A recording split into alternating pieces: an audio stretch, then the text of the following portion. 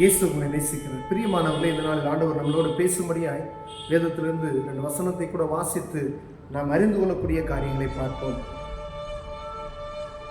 ரோமர் புஸ்தகம் 10வது அதிகாரம் 11வது வசனம் 12வது வசனம் இப்படியாக சொல்லுகிறது. அவரை விசுவாசிக்கிறவன் எவனோ அவன் வெட்கப்படுவதில்லை என்று வேதம் சொல்லுகிறது. யூதன் என்றும் கிரேக்கன் என்றும் வித்தியாசம் இல்லை, எல்லோருக்கும் கர்த்தரானவர் தம்மை தொழுது கொள்ளுகிற யாவருக்கும் ஐஸ்வர்யம் சம்மனராய் இருக்கிறார் என்று வேதம் சொல்கிறது. பிரியமானவர்களே, இயேசு கிறிஸ்துவை விசுவாசிக்கிற எல்லா மனிதர்களையும் ஆண்டவர் ஒரு நாள் வெட்கப்படுத்தினதே கிடையாது என்று வேதம் சொல்லுகிறது. விசுவாசத்தினால் அவர்கள் நீதிமானாக்கப்படுகிறார்கள் என்று சொல்லப்படுகிறோம். விசுவாசம், அவரை விசுவாசிக்கிற எவனோ அவன் வெட்கப்படுவதே இல்லை. இயேசுவை விசுவாசித்தீங்க அப்படின்னு சொன்னா ஒரு நாள் வெட்கப்பட்டு போவதில்லை. ஆனா அவரை விசுவாசிக்கிற அந்த விசுவாசம் உங்க இருதயத்தில் வரணும். உலகத்தினுடைய காரியத்தை விசுவாசிக்கிற அந்த விசுவாசம் அல்ல, ஆண்டவருக்கு மேல் வைக்கிற அந்த விசுவாசம் நமக்குள்ள உறுதியா இருக்கும்படியா ஆண்டவர் விரும்புகிறார். பிரியமானவர்களே, ஆண்டவர் அதாவது அங்கிட்டும் இங்கிட்டுமாய் அல்ல, அதாவது ரெட்ட கால், அதாவது ஒரு ஒரு போட்டு இருக்குன்னு வச்சுக்கங்களேன், போட்டு மேலே கால் ஏறிட்டீங்க அப்படின்னு சொன்னீங்கன்னா லேண்டிங்கில் ஒரு காலும் வெளியில் ஒரு போட்டில் ஒரு காலையை வச்சுட்டு யோசித்தீங்கன்னு வச்சுக்கலாம், என்னாச்சு கால் விரிஞ்சிடும். அப்படி அல்ல, ஒரு நிலைப்பாடு.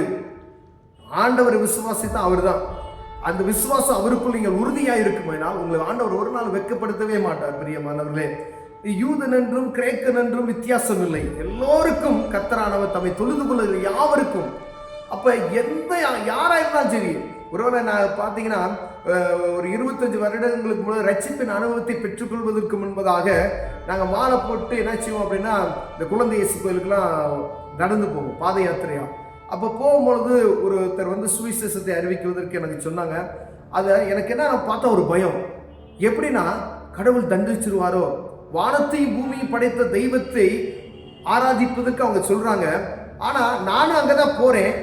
அப்ப எனக்குள்ள தோன்றுகிற ஒரு காரியம், இது தெய்வ குற்றம் ஆயிருமோ, இது நடந்து போறது தெய்வ குற்றம் ஆயிருமோ, நான் போகலனா இந்த மாலையை போட்டு போறேனே, ஒருவேளை ஜெபம் பண்ண சொல்றாங்களே, இது போனா தவறாயிருமோ அப்படின்னு சொல்லி எனக்குள்ள ஒரு பயம். அப்ப கடவுள் தண்டிக்கிறவர் அல்ல, ஆனா ஒரு இடத்துக்கு நம்ம போறோம் அப்படின்னா ஆண்டவர் விரும்பாத காரியத்துக்கு போறோம் அப்படின்னா அங்க போகும்போது அந்த பய உணர்வு என்ன செய்கிறது, வருகிறது. அப்ப பாருங்க, யூதன் என்றும் கிரேக்கம் என்றும் வித்தியாசம் இல்லை, எல்லோருக்கும் கர்த்தரானவர் தம்மை தொழுது கொள்ளுகிற யாவருக்கும் ஐஸ்வர்ய சம்மனராய் இருக்கிறார் என்று வேதம் சொல்கிறது. பிரியமானவர்களே, இப்ப ஆண்டவர் பாருங்க, அவர் நேசிக்கிறவர், அவர் தண்டிக்கிறவர் கிடையாது. அப்ப பயம் உண்டாகிறது, ஏன்னா அந்த கடவுள் தண்டிச்சிருவாரோ அப்படின்னு சொல்லி பயம் உண்டாச்சு அப்படின்னு சொன்னா, அப்ப ஆண்டவருடைய அன்பு எப்படிப்பட்டது என்பதை நம்ம அறிந்து கொள்ளணும். எல்லாருக்கும் ஆண்டவர் வருதான், அதை போல எல்லாருக்கும் அவரை தொழுது கொள்ளுகிற பூமியில இருக்கிற எவருக்கு ஆனாலும் சரி ஆண்டவர் அவர்களை ஐஸ்வர்ய சம்மனராய் மாற்றுவதற்கு. ஆனா விசுவாசிக்கணும். விசுவாசத்தை அவர் மேல வைத்து விட்டீங்கன்னு வச்சுக்கோங்களேன், அவரை மாத்திரம் நீங்க நோக்கி பார்க்கும் பொழுது ஆண்டவர் உங்களுக்கு அற்புதங்களை செய்ய வல்லமையுள்ளவராய் இருக்கிறார். பிரியமானவர்களே, அவரையே நம்பி இருப்போமானால் ஆண்டவர் ஒரு நாள் நம்மளை வெட்கப்படுத்த மாட்டார். அப்ப விசுவாசத்தை அவர் முழுமையா நம்ம இருதயத்துல அவரை மாத்திரம் வைத்துடணும். நம்ம தொழிலையோ என்னுடைய கையின் பிரயாசங்களையோ எனக்கு திறமை இருக்கோ அப்படின்றதுக்காக அல்ல, முழுமையா என் வியாபாரம்னா அப்படிதான், என் குடும்பம்னா இப்படிதான், அப்படி ஒவ்வொரு காரியத்திலும் முழு இருதயத்தோடு ஆண்டவர் என்னை பாதுகாப்பார் என்கிற ஒரு விசுவாசத்தோடு இருப்பேமானால் அவர் வழி நடத்த வல்லமையுள்ளவராக இருக்கிறார். பிரியமானவர்களே, ஒருவேளை இதுல மாற்று நம்ம இருதயத்துல இந்த சந்தேகமான ஒரு காரியங்கள் வருது பார்த்தீங்களா, அது வரக்கூடாது. அது வந்தா யார் கொண்டு வரனா, பிசாசு தான் கொண்டு வருவான்.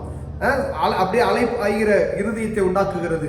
அப்ப நம்ம எடுக்கிற டிசிஷனை வந்து கரெக்டா இருக்கணும் அப்படின்னு சொன்னா, இயேசு அவர் என்னை பாதுகாப்பார், அவர் விசுவாசிச்சோம் அப்படின்னா என்னை நடத்துவார், என் வியாபாரத்தை அவர் நடத்துவார், என் குடும்பத்தை நடத்துவார். அந்த விசுவாசம் இருத்து ஆழமா நீங்க பதிச்சிட்டீங்க அப்படின்னு சொன்னா, படிப்புல என் ஆண்டவர் என்னை நடத்துவார், அந்த வேலையை ஆண்டவர் என்னை நடத்துவார்.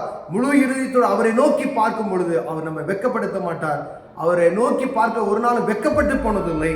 அவரை விசுவாசிக்கிற எவன் ஒருவன் என்ன செய்யலாம், வெட்கப்பட்டு போனதில்லை. அது யாரா இருந்தாலும் என்று வேதம் சொல்லுது. யூதன் என்றல்ல, கிரேக்கன் என்ற உலகத்தில் இருக்கிற அனைத்து மக்களுக்கும் அவரை தொழுது கொள்ளுகிற யாவருக்கும் என்று வேதம் தெளிவாக சொல்லப்பட்டு இருக்கிறது. பிரியமானவர்களே, ஒருவரை நம்ம குறித்துள்ளவர்களாக காணப்பட்டால் விசுவாசத்தை இயேசுவின் மீது வைப்போமானால் ஆண்டவர் நம்மை உயர்த்த வல்லமையுள்ளவராக இருக்கிறார். கண்களை போடுவோம், ஜெபம் செய்வோம். அன்பின் தகப்பனே, ஆண்டவரே, விசுவாசத்தில் உறுதியாக இருக்க எங்களுக்கு கிருபை பாராட்டுங்க. அவிசுவாசமான காரியங்கள் எங்கள் இருதயத்தில் வராதபடி காத்துக்கொள்ளுங்க. இயேசுவின் நாமத்தில் பிதாவே, ஆமென்.